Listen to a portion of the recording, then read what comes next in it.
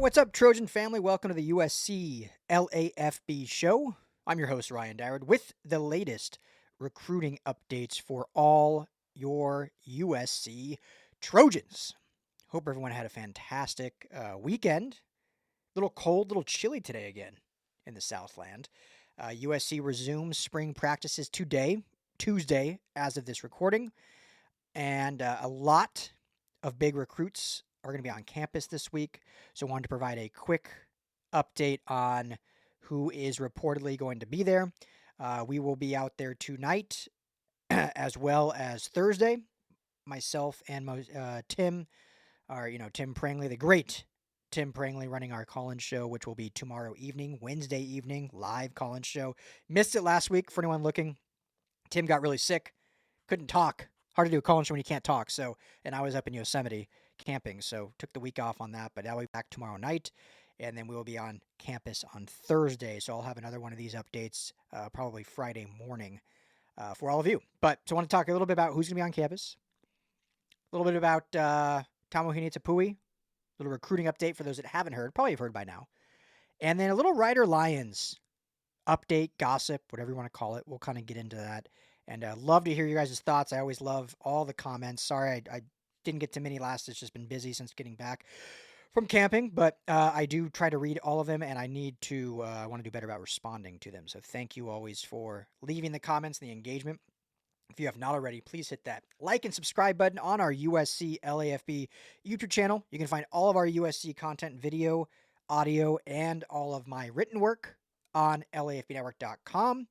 If you prefer to just listen to audio in the car, just search Salute to Troy, Apple, Spotify, wherever you get your podcasts.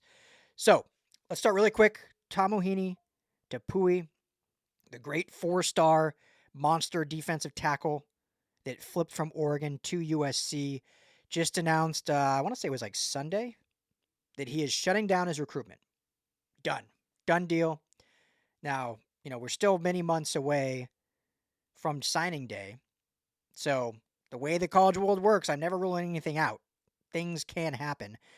But shutting down recruitment, canceling all visits. He had an official visit, I believe, scheduled for like Miami in June. Obviously, the Oregon stuff was canceled since he flipped. But all visits have canceled, locked in with USC. So, crazy things can happen. Coaches are still going to call, as they should, for a top recruit. But by shutting down your recruitment, not outwardly looking, not visiting, that's a huge deal. You remember we talked about it before. And again, I don't want to sound like I'm disparaging on the kid, but, when Julian Lewis was committed here, 70 visits he took during his recruiting. 70. I think it was like 27 or something after committing to USC. So like that tells you they're really not locked in. Like, yeah, they've committed, but when a recruit continues taking visits, and anytime you get on someone's campus, I've said, that's the huge opportunity to flip someone, because that's when you're in person, you're building relationships, you're seeing other recruits that are in the class, you're seeing the team, the facilities, sitting down with the coaches. So that's huge. I think this is just a huge deal that Tapui is shutting down his recruitment. Locked in with SC as of now, April 15th. So big news there. As far as visits this week, another monster week for USC. Our good friend Scott Schrader of On3 has posted kind of his visitor list, who he has heard. Some of these I have heard as well. And, when we get to campus, we can obviously verify more of these. I don't know if I'll read this entire list because it is a lot.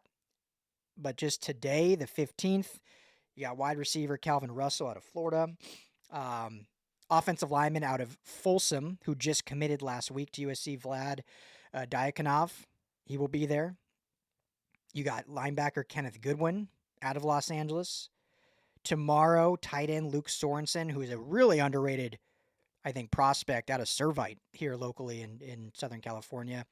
So a kid I think that could certainly end up being a Trojan when it's said and done. On Thursday, the 17th, the big one on that day is linebacker Sean Scott. There's a lot of momentum picking up that he could end up committing to USC. And I think that, that will be a big and obviously be used as a linebacker, not as an edge, as many others potentially are recruiting him as. Defensive lineman Derek Coleman Brussa out of Seattle, Washington, another big time recruit, will be a big visit on Thursday as well. And then on the 19th, so Saturday, the weekend, will be the largest list and some big ones here. I'll read a couple of them. Wide receiver James Scott out of Texas.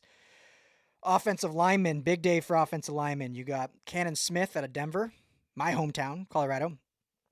Kenny Pepe, this is a big one. From Southern California, goes to IMG Academy. He will certainly be one that the Trojans are hot on the recruitment trail, and I think would be a huge, one of the top offensive tackles, offensive linemen in this entire class. And Sam Utu out of Orange Lutheran, the other offensive lineman that I think is trending big for USC. But obviously want to get his command. If they can get him locked in, before the end of the month, that's big as they kind of near those official visits in June. So there's more others. I won't read every single name, but those are kind of the big ones this week visiting. So, USC continues to just knock it out of the park with these visits and glowing reviews from all the recruits, from the families that be there. And so this coaching staff has just done a fantastic job in, getting this current team ready for the season, for the summer program, for the fall. And then also, showcasing the program and what they're trying to accomplish to this new incoming recruiting class to kind of get in and get excited. And by doing all these visits too, because Chad Bowden's talked about this, Chad Savage has talked about this, Lincoln Riley's talked about this, but most recently, Chad Bowden mentioned it, is like, you want these recruits to get to know each other and build that family bond, and that is a huge way to get them from flipping. Remember, these are 17, 16-year-old kids. And in this world of NIL, getting thrown money around all over, but as long as the NIL is comparable, if they've built relationships with the other members of their class, they see them on campus all the time, you wouldn't want to leave. You're like, well, I'm sure I can make a few extra bucks somewhere else. But like I know all these dudes. I want to play with them. I don't want to go somewhere brand new. So even though they won't even be on campus till next year, by visiting often, getting these kids around each other often, you're already building friendships and relationships. Think of like when you were a kid and you go to summer camp, right? How many great friends have we all made at summer camp? And, I don't know how many people went to summer camp in high school. Obviously, there's like sports camps you went to. But you think as a kid, you went to summer camp for a week, sometimes a month, and you build those relationships, and sometimes those last a lifetime. So I'm not saying that's the end-all, be-all, that kids aren't going to decommit or flip, but it's a huge factor and a huge tool to use for this coaching staff, for Chad Bowden and his staff, to just really fortify this class and keep them home, because they're all in it together then. You don't feel like isolated.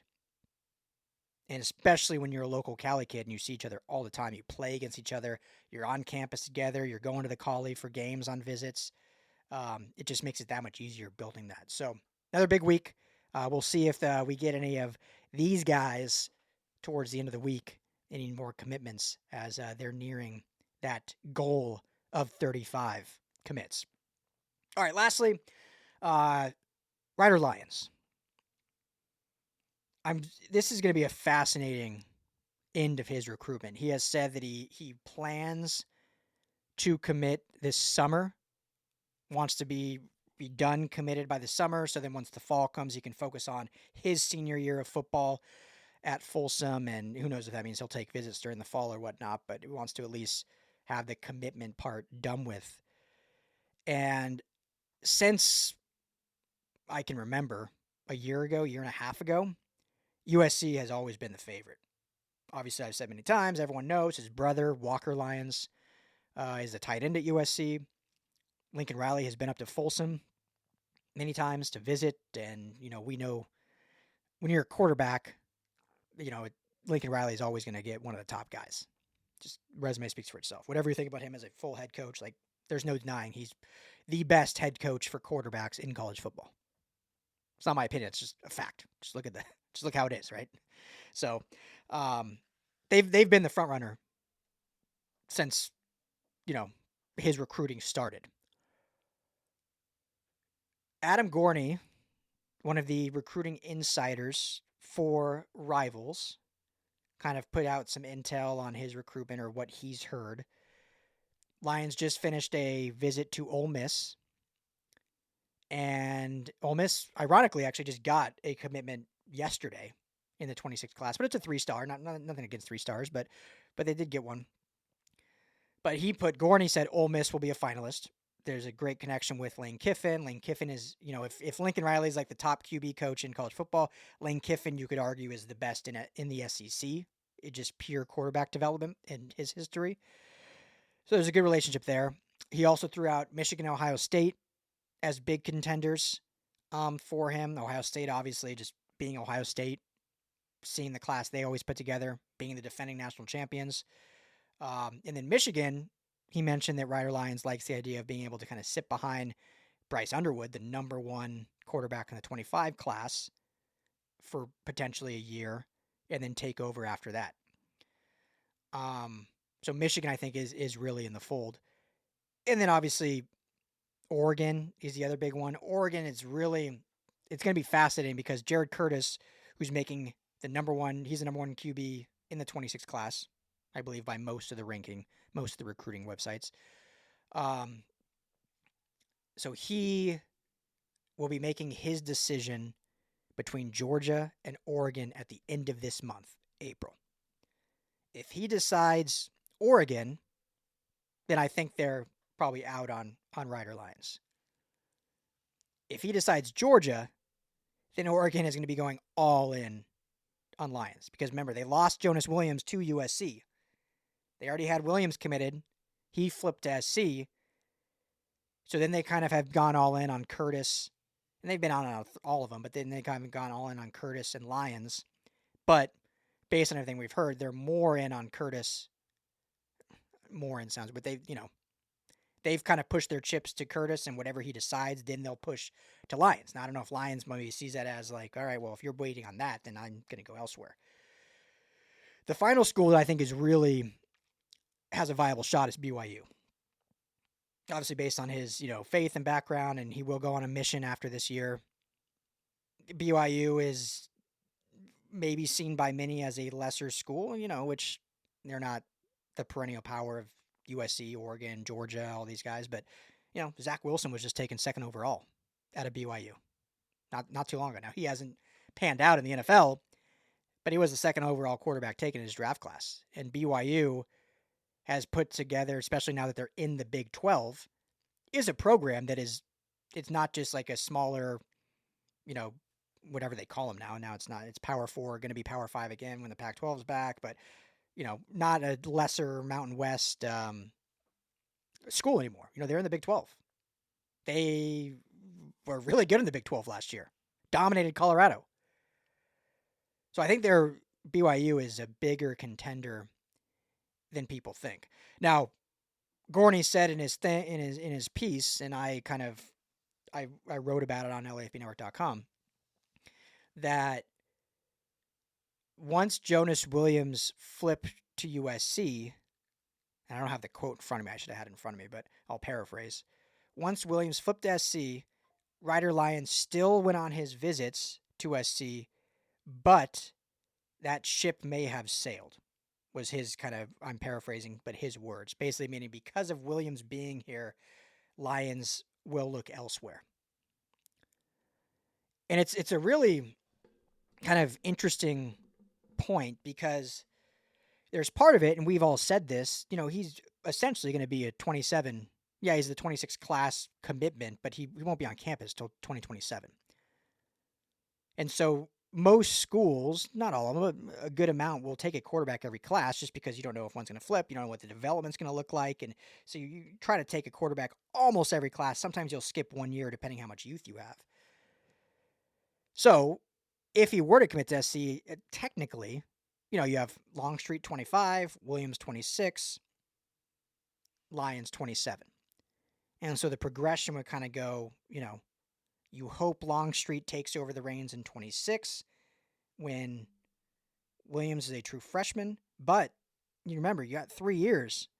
So this is where it gets kind of murky. 3 years so you can go to the pros. So if Longstreet does, let's say Mayava has a great year this year, wins starting job, he ends up going to the draft after this year. Longstreet takes over in 26 as a true sophomore or a redshirt freshman. And Jonas Williams would then be a true freshman. So Longstreet would still need 2 years before he can go to the draft. So let's say he plays 26, and then 27 when Lyons gets to campus then. Longstreet would be in his, he still have plenty of eligibility, but he'd be in his final year needed before going to the draft. So let's say Lyons then is the starter, or Longstreet is the starter in 27. So that means Williams will have sat 2 years. And then you go into 28, where Lyons would probably be a redshirt freshman, and Williams would be a redshirt sophomore. Both have plenty of eligibility to get enough playing time to showcase their talent, to obviously hopefully lead SC to national championships and go on to the draft. So the timeline still works, but the question is, and you can never plan for this. Like, who knows? Maybe Williams doesn't reach the level that they want and Lyons becomes in and beats us out. But I'm just saying, when you think kind of that way, especially as a player in this NIL era, again, this isn't the Pete Carroll era, right? You're not having Matt Castle and Mark Sanchez and Matt Leinart all on the same roster, or John David Booty, and Leinart was obviously before that, but you're not having all that, all these guys on the same roster. So the idea of like, okay, to see Longstreet through, as we hope, to be great, Williams is going to have to sit basically 2 years.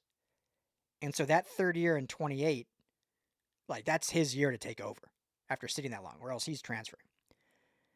So then with Lyons want to sit 2 years, coming back from his mission, sit a year while Longstreet is still the starter, and then sit another year while Williams takes over. And then who knows if Williams wants to stay 2 years. So I'm just putting this all out there that I still think USC is a true frontrunner because of Lincoln Riley, because of his brother being there, because of the California connection. So no way do I think they're out. But it does get murky when you think about it like that, because it's not just, well, he's 27. He's a 27 quarterback. So, it's bang, bang, bang, one every year. But in reality, he could potentially not start till 29. Whereas if he were to go to an Ole Miss or a Michigan, and these things can change, obviously, or an Oregon, potentially he starts in 27, day one, or sits 1 year and starts in 28. So you never plan for that. If you're SC, you still go all out and try to get the kid and get him to commit, because you don't know how things are going to play out. You don't know if one of these quarterbacks is going to transfer.